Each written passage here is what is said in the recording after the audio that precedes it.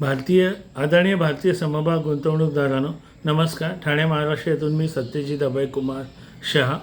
गेले 6 वर्ष जे मी भारतीय समभाग गुंतवणूकदारांच्या माहितीसाठी अथवा त्यांच्या मनातले असलेले काही गैरसमज दूर करण्यासाठी माझी ELM म्हणजे इक्विटी लिटरसी मिशन म्हणजेच समभाग गुंतवणूक साक्षरता मोहीम जी चालवतो, त्या मोहिमेअंतर्गत आज मला हा विषय मांडावासा वाटला. आणि तो विषय म्हणजे महत्त्वाचा आहे, लॉस बुकिंग. अनेकांना हे लॉस बुकिंग म्हणजे अरे आपण आता एकदम खड्ड्यात पडलो वगैरे असं वाटतं.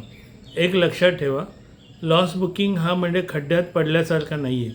काही वेळेला काही कंपन्यांच्या कामकाजात काही गोष्टींमुळे प्रॉब्लेम होतो. आता जसं काही कंपन्यांना 50% जो टेरिफ लागला अमेरिकेकडून, अथवा काही ठिकाणी पाऊस जास्त झाला, त्यांचं रॉ मटेरियल मिळणार नाही वगैरे, तर अशा वेळेला कंपनीचा समभागाचा भाव खूप खाली जात असतो. तेव्हा सामान्य गुंतवणूकदार काय चूक करतो, काल मी हे स्टेटसला टाकलं आहे. सामान्य गुंतवणूकदार प्रॉफिट बुक करतो आणि उलट ज्या कंपन्याचा समभाग वेगाने खाली चालला आहे तो अजून घ्यायला जातो. म्हणजे त्यांना वाटतं आपण ॲव्हरेज आऊट करूया.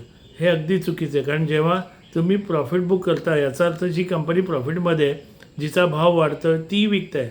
उलट जी कंपनी प्रॉफिटमध्ये आहे, जिचा भाव वाढतो, तर ती विकायची गरजच नाही आहे.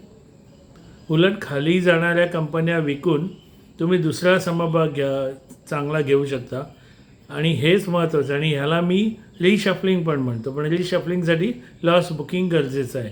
आणि त्याप्रमाणे एक लक्षात ठेवा, जेव्हा तुम्ही इन्कम टॅक्स भरता तेव्हा हा लॉस जो तुम्ही बुक करता ना, तो तुमच्या प्रॉफिटच्या अगेन्स्ट तो तिथे मायनस केला जातो. म्हणजे तुम्हाला प्रॉफिटवर कमी इन्कम टॅक्स भरावा लागतो.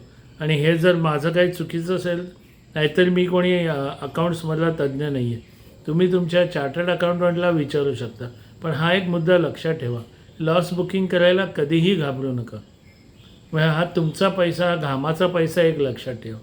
तेव्हा आदरणीय, माननीय, वंदनीय गुंतवणूकदारांनो, लॉस बुकिंगला घाबरू नका. विचार करूनच लॉस बुकिंग करा. लॉस बुकिंगसुद्धा महत्त्वाचा असतो. तेव्हा पुन्हा भेटू असाच काही विषय घेऊन. जय हो, नमस्कार.